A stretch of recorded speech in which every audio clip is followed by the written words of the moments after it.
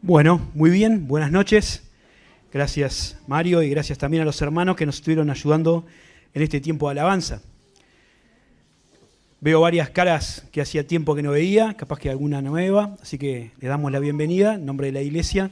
Esperamos que puedan disfrutar de este tiempo que para nosotros es tan especial, de alabar juntos al Señor y de compartir la palabra de Dios, más allá del que le toque exponerla.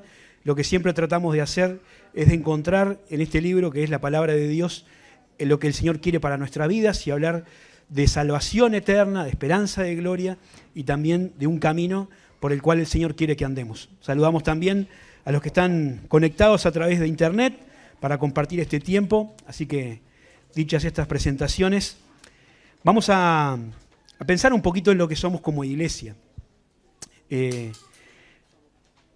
Nosotros decimos, vamos a la iglesia cuando venimos para acá, a este edificio, pero sabemos bien, porque la enseñanza bíblica es muy clara, que la iglesia no es un edificio, no es una estructura, no es un lugar, ¿no? Eso es una forma del lenguaje que se llama metonimia, ¿no?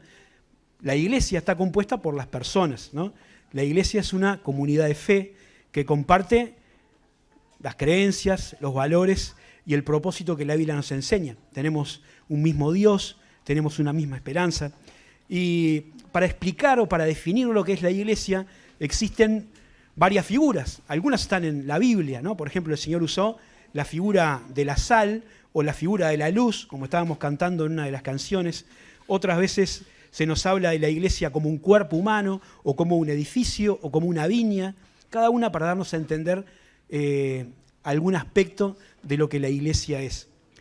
Después, con el paso del tiempo, se fueron sumando otras cosas, imágenes, objetos, que también representan la iglesia. Por ejemplo, la cruz o el pescadito que hay, es tan común ahora. Son cosas que al verla nos hacen acordar de la iglesia, ¿no? De este cuerpo de personas salvadas por la sangre de Jesús. Pero yo quisiera hablar hoy de uno de los objetos que define a la iglesia o que identifica a la iglesia, que no es tan común y tampoco es tan elegante, ¿no?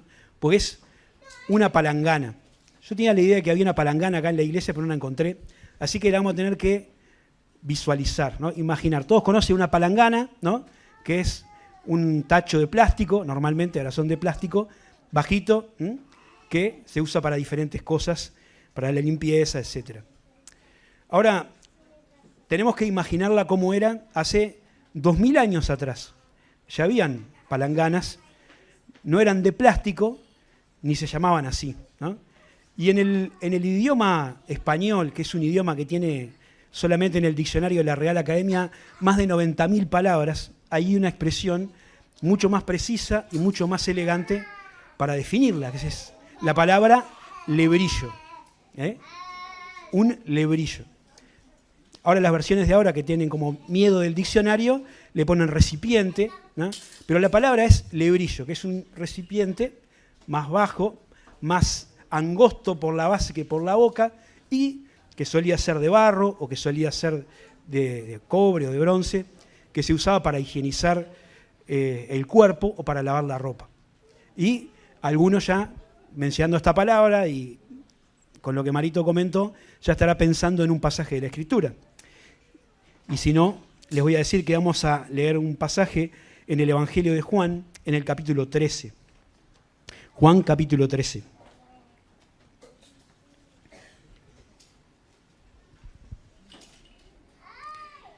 Espero que el ventilador no me huele los papeles. Sí, para que sí. Evangelio de Juan, capítulo 13, versículo 1. Dice el título, por ejemplo, en la versión que yo tengo, Jesús lava los pies de sus discípulos. Antes de la fiesta de la Pascua, sabiendo Jesús que su hora había llegado para que pasase de este mundo al Padre, como había amado a los suyos que estaban en el mundo, los amó hasta el fin. Y cuando cenaban, como el diablo ya había puesto en el corazón de Judas Iscariote, hijo de Simón, que le entregase, sabiendo Jesús que el Padre le había dado todas las cosas en las manos, que había salido de Dios y que de Dios iba, se levantó de la cena, se quitó su manto y tomando una toalla se la ciñó. Luego puso agua en un lebrillo y comenzó a lavar los pies de los discípulos y a enjugarlos con la toalla con la que estaba ceñido. Entonces vino a Simón Pedro, y Pedro le dijo: Señor, ¿tú me lavas los pies? Respondió Jesús y le dijo: lo que yo hago, tú no lo comprendes ahora, pero lo entenderás después. Pedro le dijo: no me lavarás los pies jamás. Jesús le respondió: si no te lavare, no tendrás parte conmigo. Le dijo Simón Pedro: Señor, no solo mis pies, sino también las manos y la cabeza.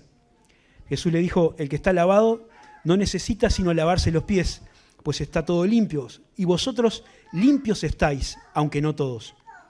Porque sabía quién le iba a entregar, por eso dijo: no estáis limpios todos. Así que después que les hubo lavado los pies, tomó su manto y volvió a la mesa y le dijo: ¿sabéis lo que os he hecho? Vosotros me llamáis Maestro y Señor, y decís bien, porque lo soy.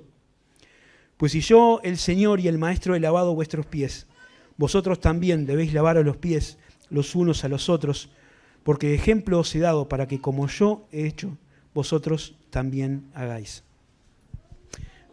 Vamos a dejar por acá la lectura y ir comentando algunas cosas que encontramos en este pasaje. Para entender este relato tenemos que ubicarnos un poco en el contexto de la historia, ¿no? Estamos en la última semana del Señor Jesús en la tierra, en la última noche, ¿no? O la penúltima, según como cuentan ahí algunos la historia. El Señor está cenando con los discípulos en la cena de la Pascua, ¿no? Estamos a pocos días de poder conmemorar esos eventos, ¿no? En la Semana Santa. Y dice el pasaje acá que el Señor sabía lo que iba a pasar, era plenamente consciente, tanto de su identidad, ¿no? Sabía que había salido de Dios y que a Dios iba, como plenamente consciente de su propósito. Sabía que Él había venido a este mundo para dar su vida por los pecadores y sabía que el momento se acercaba, el momento en que iba a ser entregado, iba a ser arrestado, falsamente juzgado e iba a ser ejecutado. También sabía que iba a resucitar de entre los muertos, y todas esas cosas se les estaba comentando a los discípulos y ellos estaban tratando de entender y de asimilar todo lo que el Señor Jesucristo les decía, pero claro, no era fácil. Saben que los evangelios de Mateo, de Marcos y de Lucas cuentan la historia de Jesús, cada uno desde su punto de vista, y ellos registran milagros, registran sermones, palabras de Jesús, encuentros, para tratar de demostrar a sus lectores que Jesucristo era el Hijo de Dios, era el Mesías, que había venido al mundo para salvar a los pecadores. Y ellos cuentan los eventos de esta noche, pero prácticamente no dan detalles, salvo por la institución de la Cena del Señor y alguna otra cosa, no se cuenta mucho de lo que pasó en esa cena. Pero Juan, que fue el último en escribir su evangelio, dedica casi la tercera parte de su escrito a contarnos qué pasó esa noche. Desde el capítulo 13 hasta el capítulo 18, vemos todo lo que pasa en esa última noche, en la última cena del Señor Jesús con los discípulos. Nosotros vamos a hablar un poquito de esa última noche y de algo que nos identifica a nosotros como comunidad de fe, ¿no? Me gustaba usar esa imagen del lebrillo, ¿no? Por eso vamos a hablar hoy de cómo formar parte de la comunidad del lebrillo, ¿no? Cómo formar parte de la comunidad del lebrillo. Y vamos a tratar de ver lo que el Señor Jesucristo hizo ahí. Cuando pensamos en la última cena, a veces tenemos la imagen de esa famosa pintura mural de Leonardo da Vinci, ¿no? Alguna vez supongo que la habrán visto, ¿eh? Ahí está Jesús con los discípulos en la última cena, ¿eh? Y la vemos ahí, todos sentados de frente como para la foto, ¿no? Una mesa con un mantel blanco, los alimentos dispuestos ahí. Pero por más impresionante que sea desde el punto de vista artístico la obra de Leonardo, no es históricamente, digamos así, exacta, ¿no? Porque no era la forma en cómo se sentaban en ese tiempo a la mesa. Se usaban unas mesas bajas y la gente lo que hacía era recostarse, ¿no? Encontré una imagen ahí, como un poco para tener una idea de cómo era en ese tiempo. No había sillas, no había ese tipo de mesas, ¿eh? Así que la gente se recostaba sobre su manto, sobre alguna otra cosa, para poder comer los alimentos de esa manera en cómo se ve en la pantalla. Así que, como ustedes ven, los pies de las personas quedan a la vista de todos los demás y según cómo se ubicaran, ahí están bastante prolijos, pero si uno se sienta medio en ronda, capaz que los pies de alguno le quedan medio cerca de la cara del otro, ¿no? Por eso lavarse los pies, la costumbre de lavarse los pies era tan importante. Además de esto, las veredas de aquel tiempo, los caminos no eran caminos limpios y pavimentados como tenemos ahora, sino que solían ser caminos de tierra, ¿no? Y con el calor de Palestina, todo ese polvo se iba pegando en los pies de las personas. Todo el mundo calzaba sandalias, así que era imposible llegar a un lugar a compartir una cena con los pies limpios. Así que si alguien invitaba a otro a cenar, lo que hacía era poner normalmente a un esclavo o algún sirviente, generalmente el de menor rango, para que a medida que llegaran las visitas a la casa, les lavaran los pies para que pudieran estar cómodos mientras comían la cena. Ahora los discípulos y el Señor Jesús consiguieron este aposento alto para comer esta comida, pero no había personal de servicio. Y por más que dice la Escritura que todo estaba dispuesto, así que estaba el lebrillo y estaba el agua y estaba la toalla, ninguno de los que estaba ahí quiso tomar el lugar del sirviente para lavar los pies de sus hermanos. Quizás porque hacía un poco de tiempo antes, dice Lucas capítulo 22, que ellos habían estado discutiendo probablemente ese mismo día o esa misma noche acerca de quién iba a ser el mayor, ¿no? Si ustedes después leen el capítulo 22 de Lucas van a ver que estaban discutiendo entre sí, ¿quién es el más grande? Cuando venga el reino, ellos estaban esperando que Jesús se coronara como rey, decía, bueno, ¿quién va a ser ministro de esto, ministro de aquello? ¿Dónde voy a estar yo? ¿Dónde vas a estar vos? ¿Qué lugar nos vamos a sentar? Y era una pelea que tenían entre el grupo de los discípulos de Jesús. Y en ese momento dice el Evangelio de Lucas que el Señor Jesús le paró el carro y le dijo, no es así. En el reino de los cielos es al revés que en las demás naciones. En las demás naciones, las personas importantes son las que son servidas por los demás. Pero en el reino de los cielos, el más importante es el que sirve. Así que el que quiera hacerse grande, tiene que hacerse siervo de todos. Ahora, evidentemente, estas palabras del Señor no las internalizaron lo suficiente. Y el Señor no quería dejar que una lección tan importante quedara solamente en las palabras. Y por eso hizo esto que nosotros acabamos de leer y les lavó los pies a cada uno de ellos, ¿no? El Señor fue absolutamente intencional. Lo hizo, dice ahí, como leímos, para dejarnos ejemplo, para nosotros hagamos lo mismo que Él hizo, ¿no? El Señor, después de que pasó ese momento que fue sorprendente e incómodo para los discípulos, les preguntó, ¿saben lo que hice? ¿Saben lo que les hice? Y el Evangelio no dice que haya habido una respuesta audible, porque por otro lado era obvio, ¿no? Bueno, sí, nos lavaste los pies. Pero el Señor no estaba apuntando solamente a la acción física, sino a algo que les quería enseñar. Y eso es lo que me gustaría ver en esta noche. ¿Qué es lo que hizo el Señor Jesús? ¿No? ¿Qué es lo que nosotros tenemos que hacer? ¿Y cuáles son los requisitos que tenemos que hacer para poder cumplir con ese mandamiento del Señor? ¿No? La primera parte es esta pregunta, ¿qué fue lo que el Señor hizo? ¿No? Dice el Señor, ¿saben lo que hice? Y bueno, claramente el texto dice, les he lavado los pies, ¿no? Parte de esa costumbre oriental que estábamos tratando de explicar, ¿no? Una cuestión de higiene, de comodidad, de hospitalidad, también de servicio y de humildad, pero algo más que eso, porque el Señor estaba tratando de dejar una lección más profunda que esa, ¿no? No estaba tratando de instalar un rito físico de lavar los pies a otro, ¿no? Hay hermanos que entienden que es así, pero por el contexto de este pasaje y por la enseñanza general del Nuevo Testamento vemos que el Señor no estaba tratando de que cumplamos con ese rito, con esa acción física de lavar los pies de otra persona. No te digo que esté mal el que lo haga, pero la lección va más allá del acto exterior. ¿Qué es lo que el Señor Jesús les quería enseñar?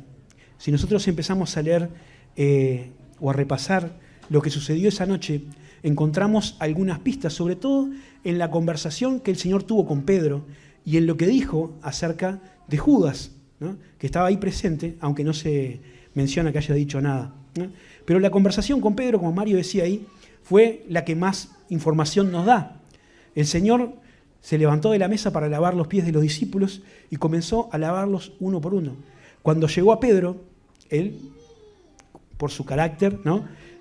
Fue el que reaccionó y el que dijo algo. Capaz que todos estaban pensando lo mismo, pero Pedro fue el que lo dijo. Señor, no me lavarás los pies jamás.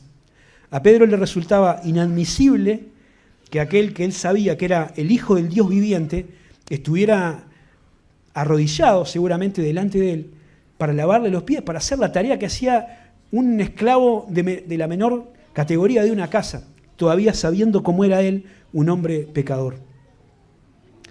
Pero el Señor le dijo, si no te lavo, no tendrás parte o no tendrás comunión conmigo, ¿no? Y entonces Pedro se fue para el otro extremo. Señor, entonces, bañame, lavame los pies, lavame la cabeza, todo. Y Jesús dijo eso, ¿no? Algo que es muy importante. El que está bañado solo necesita lavarse los pies. Son pedazos de información que el Señor nos va dando. El que está lavado no necesita sino lavarse los pies. Y ustedes están todos limpios, ¿no? Aunque no todos. Y eso dice Juan, hablando de Judas, ¿no? En ese momento ellos no sabían de quién hablaba y no sabían lo que iba a pasar, pero cuando Juan escribe se da cuenta de por qué el Señor dijo eso, ¿no?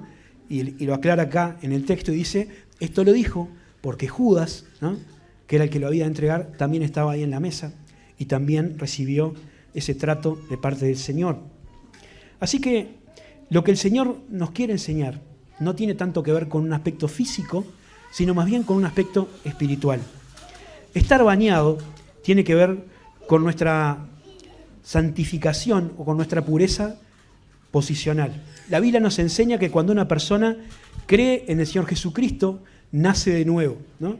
Hay muchas formas en que la Biblia nos explica lo que pasa cuando alguien confía en el Señor Jesús como Salvador personal y recibe de Dios la salvación eterna, ¿no? Una de las cosas que Dios hace es limpiarnos o lavarnos, ¿no? Nos hace santos. A veces nosotros tenemos una imagen de los santos, ¿no? Como una persona que está en una estatua, en un pedestal, que tiene una coronita en la cabeza o una aureola y está ahí tocando el arpa, ¿no? Pero el significado bíblico de la santidad quiere decir algo que está apartado, separado para Dios. Dios nos hace santos cuando nosotros nos convertimos, ¿no? Todos aquellos que hemos sido salvados por la sangre del Señor Jesucristo, somos santos, ¿no? Somos santos para Dios. Y dice 1 Corintios, capítulo 1, versículo 30, hace unos domingos Nelson hablaba de esto, mas por Él estáis vosotros en Cristo Jesús, el cual ha sido hecho por Dios sabiduría, justificación, santificación y redención.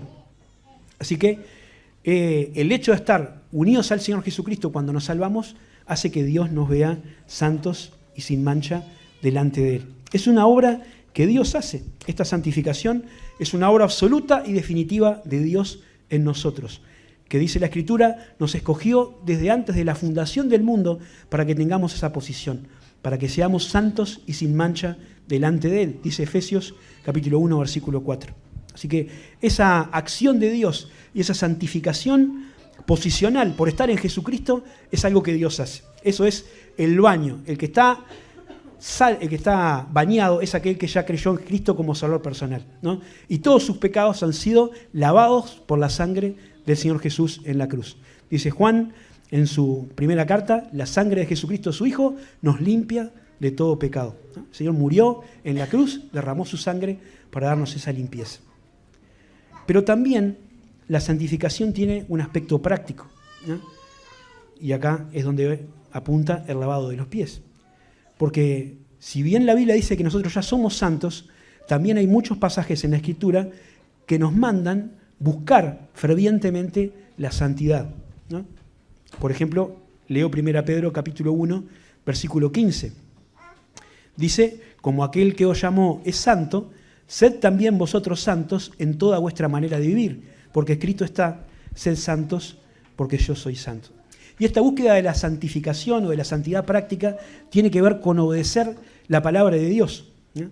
Si bien delante de Dios somos santos porque estamos unidos a Cristo, en nuestra vida cotidiana la responsabilidad del creyente es obedecer lo que Dios dice para mantener esta pureza personal.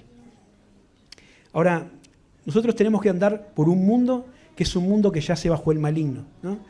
Y estamos expuestos a un montón de influencias que tratan de hacernos mirar para el costado del camino que Dios nos quiere hacer andar, ¿no? Llenan nuestra mente de pensamientos que no deberían estar ahí, ¿no? Somos tentados, tenemos una naturaleza pecaminosa que a veces nos hace reaccionar, pensar o hablar de una manera que no es la que Dios nos manda, ¿no? Y todas esas cosas que hacemos van manchando nuestra vida, ¿no? Pensamos mal, actuamos mal, y todo eso es pecado. Ahora, todos esos pecados en la vida del creyente no afectan la salvación. Por eso Jesús dice, el que está bañado no necesita sino lavarse los pies. No hace falta un nuevo baño, ¿no? El baño de la salvación fue una vez y no cambia más. Pero lo que tiene que ver con esos pecados que cometemos en nuestra vida cotidiana van interrumpiendo nuestra comunión con Dios, ¿no? Nos van impidiendo estar cerca del Señor como el Señor quiere que estemos. Es como cuando un filtro se va tapando, ¿no? y ya no camina como los aire acondicionados como tenía que cambiar. Tenía hace poco la camioneta, tiraba poco el aire acondicionado, ponía todo el ventilador al mango y salía apenas un airecito. Digo, esto se habrá roto. Lo llevé a alguien que sabe, sacó el filtro y era una mugre que parecía espantosa. Y claro, ¿cómo va a andar si el aire era imposible que pasara por ahí? Así es nuestra vida con Dios. Si dejamos que toda la suciedad de este mundo se nos vaya pegando en los pies, ¿no? Nuestra comunión con el Señor se va interrumpiendo. Y necesitamos esa limpieza de los pies para que pueda seguir fluyendo. Así que de esto se trata el lavado de los pies, en mantener una obediencia continuada a la palabra de Dios, ¿no? Por la lectura y la aplicación a nuestra vida de lo que Dios nos dice. En el capítulo 17 de Juan, Jesús está orando y dice, santifícalos en tu verdad, ¿no? Tu palabra es verdad. Porque la Biblia es la que nos limpia, la Biblia es el agua que nos lava. Y también hay muchos pasajes que nos hablan de ese sentido de la palabra de Dios, ¿no? Lo que puede limpiar nuestra vida es la palabra de Dios. Dice, les leo un versículo como ejemplo, Efesios 5, versículo 25, dice, maridos, amad a vuestras mujeres, así como Cristo amó a la iglesia y se entregó a sí mismo por ella para santificarla, habiéndola purificado en el lavamiento del agua por la palabra, a fin de presentársela a sí mismo una iglesia gloriosa, que no tuviese mancha ni arruga ni cosa semejante, sino que fuese santa y sin mancha. Así que lo que Jesús hizo fue lavar los pies de los discípulos, pero más que eso, más que el acto físico, les enseñó que nosotros, para tener una correcta relación con Él, primero tenemos que bañarnos, lo que significa creer en Cristo como Salvador personal, ¿no? Porque si no lo hacemos, no tenemos comunión con Dios, estamos condenados al infierno. Pero el Señor murió para que nosotros podamos tener acceso a la presencia del Padre.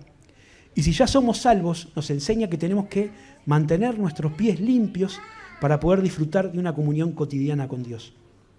Ahora, ¿qué es lo que nosotros tenemos que hacer?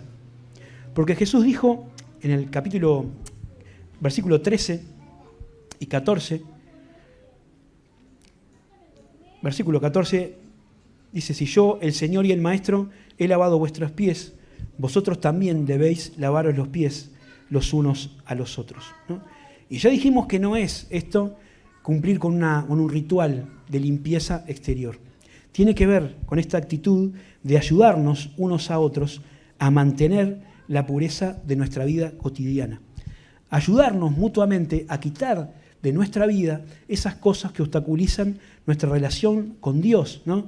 Las cosas que se nos pegan de este mundo, la forma de pensar, las prioridades, las distracciones, todo lo que este mundo ofrece y que nos aleja de la voluntad de Dios.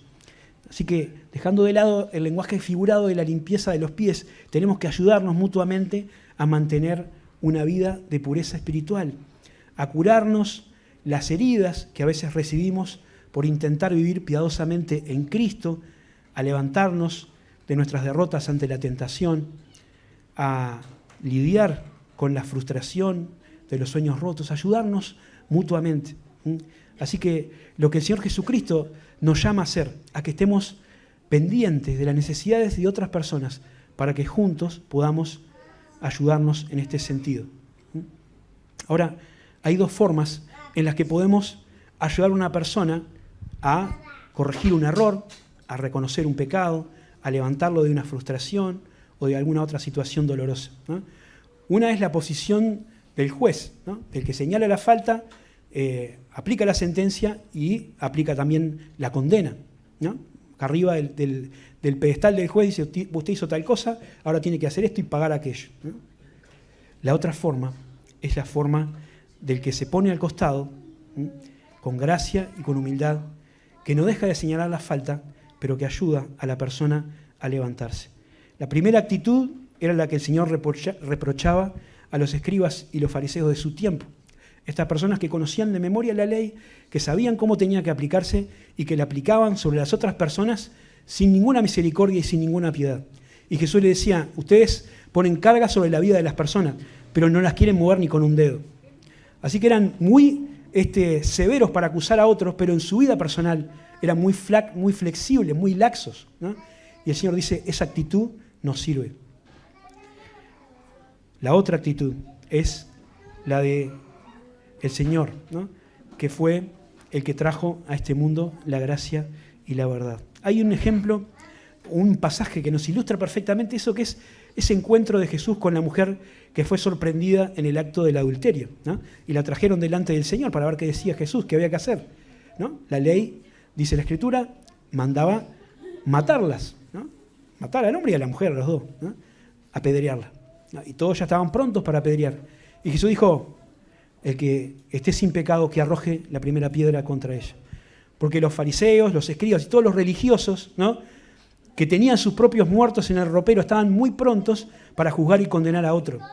Pero el Señor, que tenía la autoridad para juzgar, porque era santo, dice la Escritura que la perdonó. Le dijo, vete y no peques más.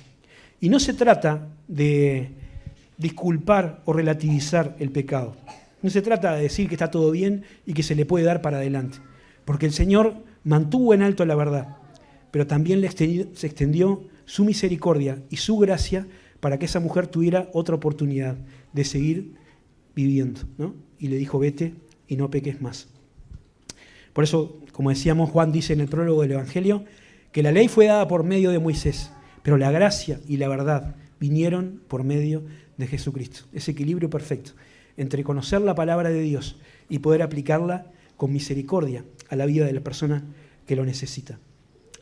Ahora, esto es lo que tenemos que hacer, tenemos que ayudarnos unos a otros a mantener nuestra vida limpia. ¿Y qué es lo que hay que hacer para poder hacer eso? ¿De qué manera podemos cumplir este mandamiento del Señor? No lo podemos hacer de cualquier manera, ¿no? Hay que dar algunos pasos que a veces son pasos drásticos y necesarios para poder lavar los pies de nuestro hermano y que otros también vengan a lavar nuestros pies. No podemos lavar los pies de nadie si no estamos dispuestos a hacer ciertas concesiones. Algunas cosas que hay que dejar, algunas cosas que hay que perder.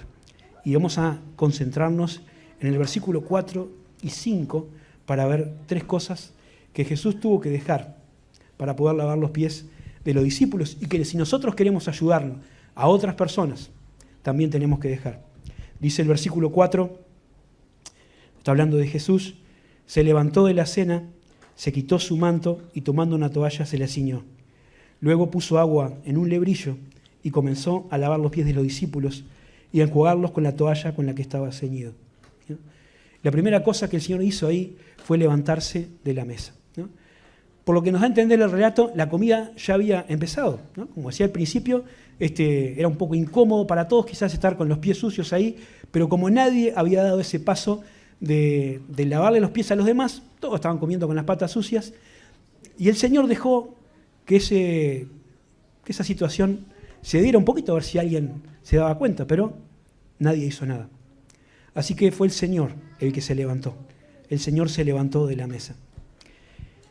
Yo pensaba,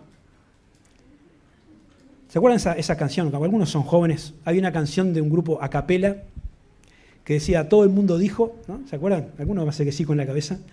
Porque eso es más o menos lo que pasó, ¿no? Estaban todos ahí. Estaba, como decía, estaba la palangana, estaba el agua, estaba la toalla. Todos podían haberlo hecho, todos se dieron cuenta que estaba la necesidad, pero al final nadie lo hizo, ¿no? Y esa canción dice, todos podrían haberlo hecho, pero al final nadie lo hizo. Y se decía uno a otro, ¿querés hacerlo? Anda vos, ¿por qué toca hacer yo? La cuestión es que nadie movió un pelo.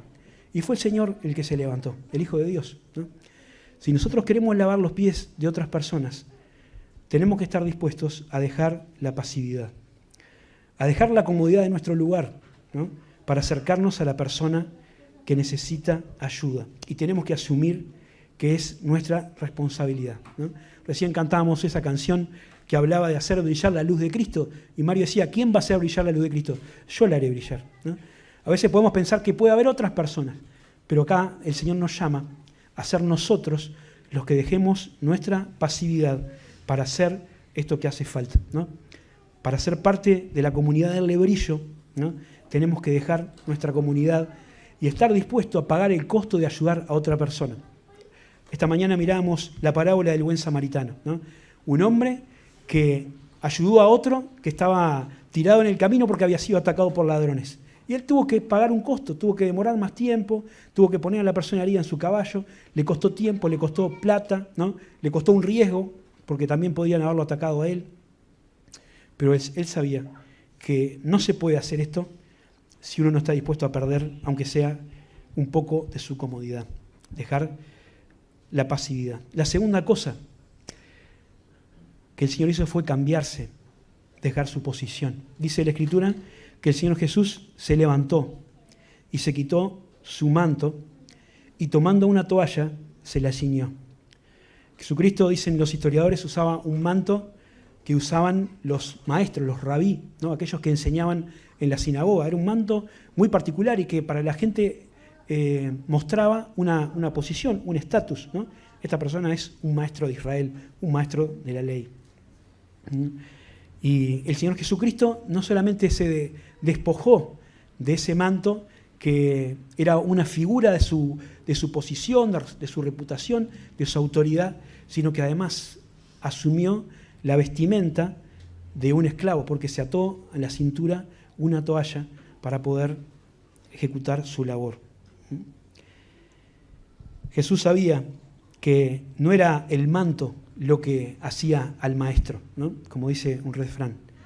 Pero a veces muchos de nosotros pensamos que el lugar que ocupamos, nuestra posición o nuestra reputación, ¿no? Es aquello que tenemos que proteger y tenemos que defender. Pero si hacemos eso, si no estamos dispuestos a ceder o a dejar atrás también esas cosas, no podemos lavar los pies de nadie, ¿no? Si nos mantenemos en nuestro lugar y si tratamos de mantener nuestra posición, ¿no? De maestro, de estar por encima en ese pedestal moral de los demás, porque nosotros somos mejores que otros, no vamos a poder ayudar a nadie. Si alguien quiere lavar los pies a un hermano, tiene que estar al mismo nivel, o capaz que más bajo, ¿no? Para poder ayudar. Dice el apóstol Pablo en Gálatas capítulo 6, versículo 1, hermanos, si alguno fuera sorprendido en alguna falta, vosotros que sois espirituales, restauradle con espíritu de mansedumbre, considerándote a ti mismo, no sea que tú también seas tentado. Así que el rasgo de espiritualidad no está en condenar, sino en restaurar. Y dice que lo tenemos que hacer con mansedumbre, ¿sí? Tranquilo, ¿no? Con calma, con empatía, como se dice ahora, poniéndote en los pies o en los zapatos de la otra persona.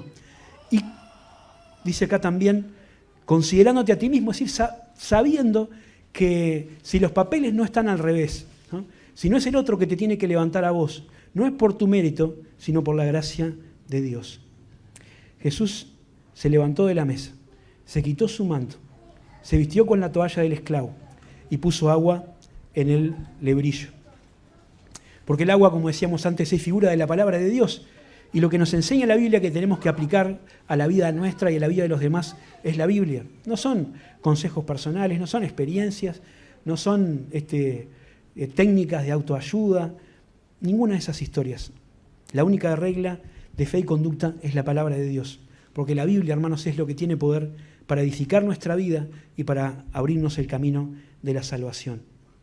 Jesús tomó aquel agua de la palabra y le dedicó tiempo a cada una de las personas. Dice que fue lavando los pies de cada uno y secándole los pies con la toalla, ¿no? Y eso requiere algún momento, no es una cosa que se hace así nomás, ni solo por cumplir, ¿no? Así que el Señor estuvo ahí aplicando ese trato a cada uno de los que estaba ahí, aunque no lo merecía, como pensábamos hace un ratito. Nosotros vivimos en un mundo donde se nos enseña a luchar por escalar posiciones y hacer valer nuestros logros. Pero Jesús nos invita a formar parte de una comunidad donde las personas son más valoradas que la posición, ¿no? Y donde estamos dispuestos a dejar todo para ayudar al que lo necesita.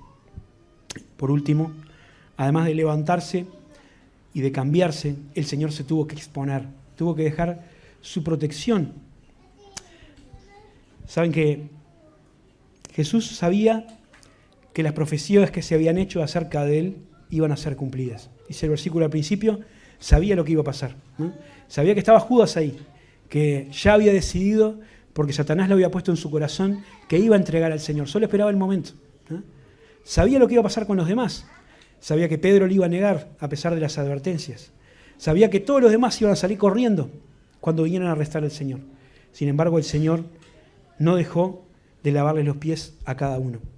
No le lavó los pies a Pedro porque era el que iba a ser el mayor referente de la iglesia.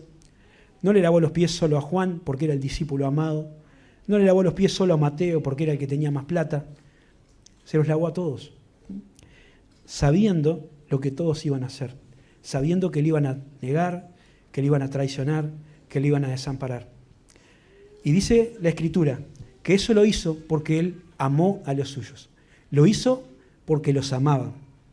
Y hay una cosa que la Escritura nos enseña acerca del amor de Dios y del amor que nosotros tenemos que tener entre nosotros, que el amor siempre implica exponerse a sufrir.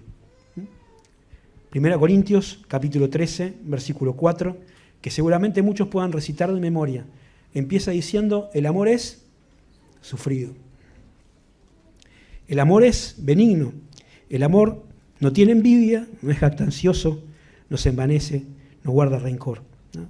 Dice más adelante, todo lo sufre, todo lo cree, todo lo espera, todo lo soporta, ¿no? Este es el amor que Dios quiere que nosotros demostremos a cada uno de nuestros hermanos.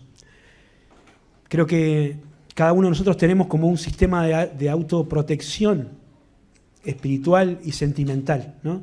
Tratar de poner ciertas distancias en las situaciones que a veces nos toca vivir, como una manera de proteger nuestras emociones y nuestra mente, ¿no? De tantas cosas que pasan en nuestro alrededor. Pero esa misma protección a veces puede ser una limitante que nos impida sentir el dolor de otras personas y que nos impida acercarnos para nosotros a hacer esta tarea. Se corre el riesgo de sufrir, y sí, pero nadie puede lavar los pies a otra persona si no está dispuesto a sufrir un trato injusto, ¿no? Uno desearía que si está dispuesto a levantarte y a cambiarte para ayudar a una persona que lo necesita porque está caído, porque está sufriendo, fuera recibido con gratitud, ¿no? Fuera recibido con alegría, pero eso a veces no pasa. Y a veces uno recibe un trato indiferente, o a veces hasta una crítica, o a veces hasta una agresión. Pero no lo podemos hacer por la recompensa terrenal. No lo podemos hacer por la forma en cómo va a reaccionar la persona a la que queremos ayudar, sino que lo tenemos que hacer porque el Señor Jesucristo lo hizo y porque nos dejó ejemplo para que hagamos lo mismo. Lo tenemos que hacer por amor. No dice acá nada acerca de los discípulos. Ninguno dijo gracias. Por lo menos no lo leemos acá, ¿no? El hombre que fue ayudado por el buen samaritano tampoco dijo gracias. No lo leemos. Capaz que sí dijo, o capaz que estaba muy lastimado, no podía ni hablar. Pero ellos no lo hicieron por la gratitud de otras personas, por el aplauso de la gente o el reconocimiento de otros, sino porque entendieron que eso era lo que tenían que hacer para ayudar al que lo necesitaba. Nosotros vivimos en un mundo que ama sacar tajada, ¿no? Todo el mundo quiere su parte, ¿eh? Y como que siempre estamos buscando de ganar siempre, de no perder y de no ser lastimados en el proceso. Pero Jesús nos invita a formar parte de una comunidad de personas que están dispuestas no solo a dejar la comodidad, no solo a dejar su posición, sino también a dejarse herir en el proceso.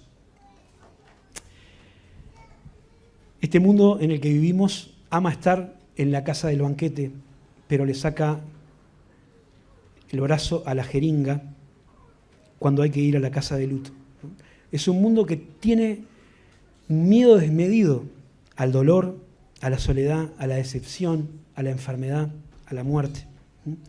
pero Jesús nos invita a formar parte de una comunidad que tiene que lidiar con estas cosas. Y somos llamados a buscar a las personas que están en esa situación para ayudarlas, ¿no? Porque esa es la demanda de la ley de Cristo, llevar las cargas de los otros y ayudarnos mutuamente. Jesús nos llama a buscar su ejemplo, ¿no? A formar parte de esta comunidad del lebrillo, de personas que están dispuestos a dejar su lugar, dejar la pasividad, a dejar su posición, a hacer una tarea que puede ser delante de otros indigna, a exponerse a ser herido o a ser maltratado o a ser mal interpretado, con el fin de ayudar a una persona a la que Dios ama y a la que nosotros también tenemos que amar, ¿no? Y esto debe ser la iglesia, ¿no? Un grupo de personas que esté dispuesto a sacrificarse por el otro. Dice el versículo 17 al final del pasaje, no lo leímos al principio: si sabéis estas cosas, bienaventurados seréis si las hicieres. Que Dios bendiga su palabra.